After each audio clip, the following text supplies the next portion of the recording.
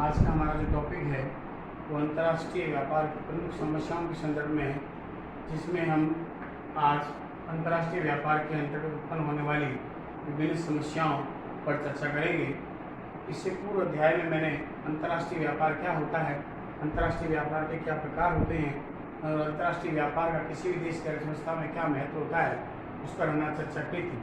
और ये भी मैंने आपको बताया था कि अंतर्राष्ट्रीय व्यापार वर्तमान वैश्वीकरण युग में एक अनिवार्यता बन गई है, चाहे वह विश्व का विकासशील देश हो, विकसित राष्ट्र हो, अल्प विकसित राष्ट्र हो, अर्ध विकसित राष्ट्र हो, सभी के लिए जो है अंतर्राष्ट्रीय व्यापार जो है जरूरी होता है।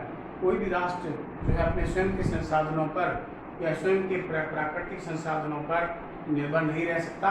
उसे कुछ न कुछ वस्तुओं का आयात करना पड़ता है और कुछ वस्तुओं का उसे निर्यात करना पड़ता है। क्योंकि प्रत्येक राष्ट्र जो है अंतर्राष्ट्रीय श्रम विभाजन एवं विशिष्टीकरण के आधार पर अपना उत्पादन करके अंतर्राष्ट्रीय व्यापार में लाभ कमाने का प्रयास जो है करते हैं। इससे पूर्व अध्याय में मैंने आपको बताया था कि अंतर्राष्ट्रीय व्यापार का उदय इसलिए हुआ कि अंतर्राष्ट्रीय श्रम विभाजन हुआ और वहाँ पर उसके कारण से विशिष्टीकरण होने के कारण से हर राष्ट्र ने अपने अपने उत्पादन में विशिष्टता प्राप्त कर ली।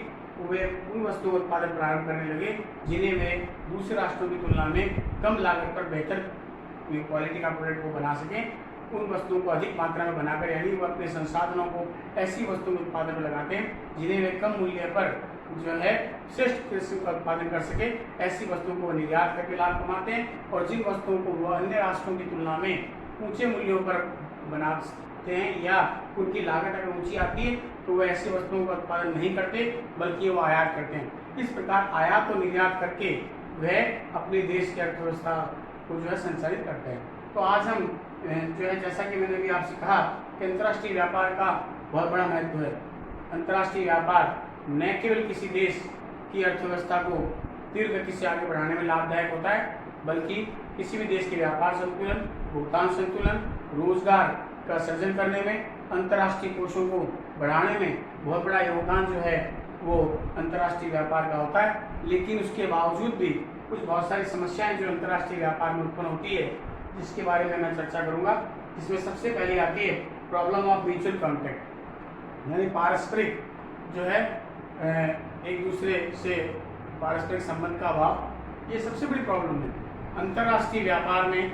सबसे महत्वपूर्ण बात ये होती है कि जिस प्रकार से आंतरिक व्यापार में, इंटरनल ट्रेड में दो पार्टीज होती है, एक बायर्स होता है, एक सेलर्स होता है, उसी प्रकार अंतर्राष्ट्रीय व्यापार में भी दो ही पक्षकार होते हैं, एक एक्सपोर्टर होता है, एक इंपोर्टर होता है। लेकिन अंतर्राष्ट्रीय व्यापार में समस्या ये आती है कि किस प्रकार से पता लगाया जाए कि कौन व्यक्ति जो है, जो कि एक व्यक्ति एक जो है अपने देश जो है, ये कैसे पता लगाए कि कौन सा देश उससे उस वस्तु का जो है आयात करना चाह रहा है या वह उससे संबंधित दूसरी वस्तु का उसको निर्यात करना चाह रहा है। इस प्रकार म्यूचुअल कॉन्टैक्ट करना, यानी ऐसे पक्षकारों का आपस में पता लगाना कि कौन कौन आयातक होंगे और कौन कौन निर्यातक होंगे, ये पता लगाना बहुत ज़्यादा मुश्किल होता है। हालांकि प्रत्येक देश की जो सरकारें हैं आजकल इसके लिए अलग अलग विभाग बना रखे हैं और अलग अलग मेले प्रदर्शनों का आयोजन करके इस प्रकार से जो है विभिन्न अंतर्राष्ट्रीय फर्में जो है वहाँ पर आती है और उससे जो है उनको इस बात की सहायता प्रदान की जाती है कि वहाँ पर नए नए कॉन्टैक्ट जो स्थापित किए जाते हैं अलग अलग प्रकार के। लेकिन फिर भी ये समस्या रहती है कि कैसे पता लगाया जाए कि कौन कौन सी आयातक फर्म होगी और कौन कौन सी निर्यातक फर्म होगी। नंबर 2 आती है प्रॉब्लम ऑफ पेमेंट। ये बहुत ही महत्वपूर्ण जो है समस्या अंतर्राष्ट्रीय व्यापार में उत्पन्न होती है। देखिए भुगतान कैसे किया जाए। सबसे मुख्य बात ये आती है कि अंतर्राष्ट्रीय व्यापार में आयातकर्ता निर्यातकर्ता दोनों एक दूसरे से परिचित नहीं होते, क्योंकि दूरियां बहुत ज़्यादा होती है और ऐसी स्थिति में वो साख का अनुमान नहीं लगा पाते, यानी उसकी गुडविल का अनुमान नहीं लगा पाते। मुख्य बात ये आती है भुगतान कैसे किया जाए। अगर उसको भुगतान जो है पूर्व में कर दिया जाता है मान लीजिए, तो ऐसी स्थिति में उसको ये दिक्कत आती है कि उसका माल आएगा या नहीं आएगा, किस प्रकार से उसको भुगतान करना है, ये बहुत बड़ी समस्या उसके सामने रहती है। हालांकि इन दोनों की समस्याओं का समाधान करने के लिए आयातकर्ता ये चाहता है कि मैं माल रवाना करूँ, मुझे भुगतान मिल जाए। निर्यातकर्ता ये चाहता है कि मुझे माल की रवाना हो जाए और मुझे इसकी पूरी जानकारी मिल जाए, तो जो है मेरे द्वारा संबंधित फर्म को भुगतान किया जाए। इसके लिए जो है डॉक्यूमेंट्री लेटर ऑफ क्रेडिट यानी प्रलेख के साथ व्यवस्था सबसे महत्वपूर्ण मानी जाती है अंतर्राष्ट्रीय व्यापार में, लेकिन उसके बावजूद भी ये बहुत बड़ी समस्या उत्पन्न होती है क्योंकि दोनों को एक दूसरे की साख के बारे में मालूम नहीं होता है।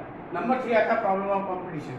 देखिए अंतर्राष्ट्रीय व्यापार में बहुत बड़ा प्रतियोगिता पाई जाती है, कॉम्पिटिशन पाया जाता है, जिसे हम कट थ्रोट कॉम्पिटिशन भी कहते हैं। बड़ी बड़ी फर्में जो है छोटी छोटी फर्मों को जो है वो अंतर्राष्ट्रीय व्यापार में नहीं आने देना चाहती, और ऐसी स्थिति में जो है वहाँ पर बहुत ज़्यादा तीव्र प्रतिस्पर्धा करनी पड़ती है। और ये प्रतिस्पर्धा का सबसे बड़ी हानि ऐसे विकासशील राष्ट्रों को उठानी पड़ती है जहाँ पर लघु एवं कुटीर उद्योग बहुत ज़्यादा है। भारतीय अर्थव्यवस्था इसका अनुपम उदाहरण है, जहाँ पर हमारे यहाँ पर लघु एवं कुटीर उद्योग जो है दूसरे नंबर पर आता है रोजगार सृजन में। और ऐसी स्थिति में बड़ी बड़ी जो बहुराष्ट्रीय कंपनी हैं वो आकर के प्रतियोगिता करती है।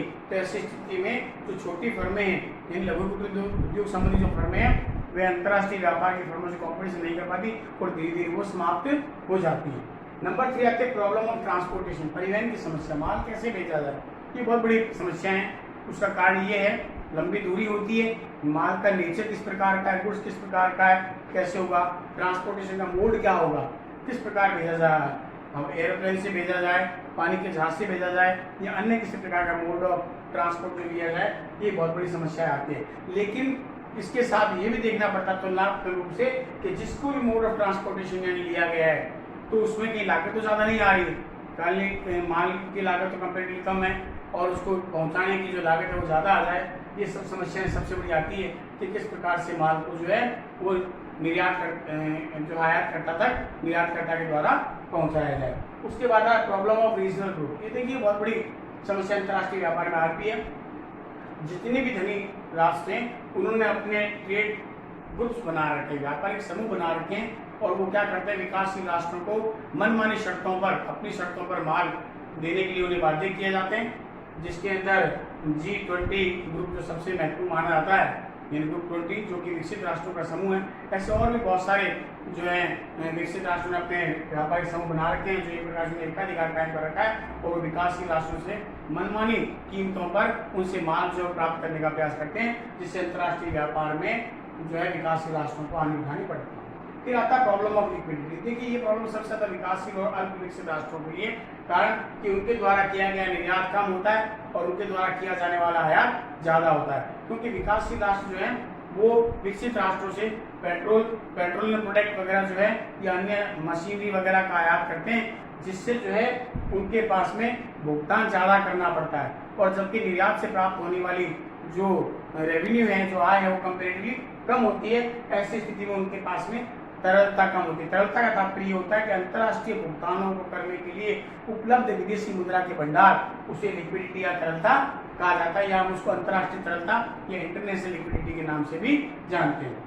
उसके बाद आता है problem of exploitation of the natural resources. देखिए लगातार देखने में आया है विकसित राष्ट्रों ने हमेशा विकासशील राष्ट्रों का शोषण किया है, और इसका सबसे बड़ा कारण ये है कि विकासशील राष्ट्रों का भुगतान संतुलन, व्यापार संतुलन हमेशा प्रतिकूल अवस्था में रहता है। ऐसी स्थिति में वे अपने प्राकृतिक संसाधनों, और विकासशील देशों की विशेषता होती है कि वहाँ प्रचुर मात्रा में प्राकृतिक संसाधन पाए जाते हैं। भारत में इसका एक अनुपम उदाहरण है जो है नेचुरल रिसोर्सेज बहुत ज़्यादा भारत के पास है, लेकिन वे उसका पूर्ण रूप से विधोन नहीं कर पाते। ऐसी स्थिति में वे अपने विदेशी मुद्रा अर्जित करने के लिए विकसित राष्ट्रों को प्राकृतिक संसाधन ही बेच देते हैं ज़्यादा मात्रा में। ऐसी स्थिति में उन राष्ट्रों में प्राकृतिक संसाधनों की कमी उत्पन्न होने लग जाती है, और वही राष्ट्र जिन्होंने इसका आयात किया है वे उसको निर्मित माल में बदलकर उन्हीं विकासशील देशों को जो है वो ऊंचे मूल्यों पर ऐसे माल को बेच देते हैं। इस स्थिति में जो है विकासशील देशों में प्राकृतिक संसाधनों का जो विधोन होता है, जो उसको जिसको हम यूँ कह सकते हैं, एक प्रकार से शोषण होने लग जाता है। उसके बाद आता है problem of terms of trade, व्यापार की शर्त। कि व्यापार की शर्त का तात्पर्य होता है कि एक राष्ट्र के द्वारा एक वस्तु विशेष का निर्यात करने पर जो है उसके बदले उसे कितनी वस्तु प्राप्त होगी। यानी यूँ कह सकते हैं कि व्यापार की शर्त आयात मूल्य और निर्यात मूल्य का एक अनुपात होता है, और किसी भी देश के अगर व्यापार की शर्त अगर अनुकूल है तो इसका तात्पर्य है कि उसके द्वारा निर्यात की जाने वाली जो इकाई है उसका मूल्य आयात की जाने वाली इकाई की तुलना में ज़्यादा है। लेकिन विकासशील देशों में सबसे बड़ी समस्या ये है कि उनके द्वारा निर्यात की जाने वाली वस्तु का मूल्य कम होता है। उसका कारण सबसे बड़ा ये है कि विकासशील देशों के द्वारा किया जाने वाला जो निर्यात है वो ट्रेडिशनल होता है। ऐसी कोई वस्तु नहीं होती है कि उनके अंतर्राष्ट्रीय बाजार में मांग बहुत ज़्यादा है और वो चाहे जो मूल्य वहाँ वसूल कर सकें और जो भी अपनी वो शर्त रखेंगे विकसित राष्ट्र उसको मान लेंगे, ऐसा नहीं होता है। ऐसी स्थिति में उन्हें कम मूल्यों पर बेचना पड़ता है, यानी उनका निर्यात मूल्य आयात मूल्य की तुलना में कम होता है। ऐसी स्थिति में उनकी व्यापार की शर्त वो अनुकूल नहीं हो पाती है, जिसके कारण से उन्हें अपने निर्यातों से पर्याप्त लाभ नहीं हो पाता है। अगली समस्या है प्रॉब्लम ऑफ ट्रेड रेस्ट्रिक्शंस, यानी व्यापारिक प्रतिबंधों से संबंधित समस्या। देखिए ये सबसे बड़ी समस्या विकसित राष्ट्रों के द्वारा उत्पन्न की जाती है। उसका सबसे बड़ा कारण ये है वे कभी भी विकासशील राष्ट्रों को आत्मनिर्भर नहीं होने देना चाहते हैं, यानी जब वे एक सीमित मात्रा में ही उन देशों से वस्तुओं का आयात करते हैं, ऐसी स्थिति में जानबूझकर वो बड़े बड़े आयात शुल्क वगैरह बढ़ा करके प्रशुल्क संबंधी जो है दरें बढ़ा करके बहुत बड़े अंतर्राष्ट्रीय व्यापार में वो क्या करते हैं, बड़ी बड़ी जो है रेस्ट्रिक्शन या प्रतिबंध उत्पन्न कर देते हैं। ऐसी स्थिति में विकासशील राष्ट्र चाहते हुए भी विकसित राष्ट्रों को अपने माल का निर्यात नहीं कर पाते हैं। उसके बाद है प्रॉब्लम ऑफ फॉर्मेलिटीज। देखिए जब हम अगर आंतरिक व्यापार की बात करें तो आंतरिक व्यापार में ज़्यादा औपचारिकताएं नहीं होती है, जबकि अंतर्राष्ट्रीय व्यापार में बहुत ज़्यादा औपचारिकताएं होती है। सबसे बड़ा कारण है अगर किसी भी व्यक्ति को निर्यात करना है तो उसे निर्यात लाइसेंस लेना पड़ेगा, आयात करना है आयात लाइसेंस लेना पड़ेगा, उत्पादन कर रहा है वो लेना पड़ेगा। अगर उसके पास में फॉरेन करेंसी आ रही है भुगतान के द्वारा, उसकी सूचना जो है उसे देश के केंद्रीय बैंक को, सरकार को देनी पड़ेगी। और ऐसी स्थिति में बहुत सारी औपचारिकताएं होती है, वो सबको पूरा करना पड़ता है। ऐसी स्थिति में अंतर्राष्ट्रीय व्यापार आंतरिक व्यापार की तुलना में जो है वो ज़्यादा समस्या उत्पन्न करता है। उसके बाद आता है प्रॉब्लम ऑफ पैकिंग।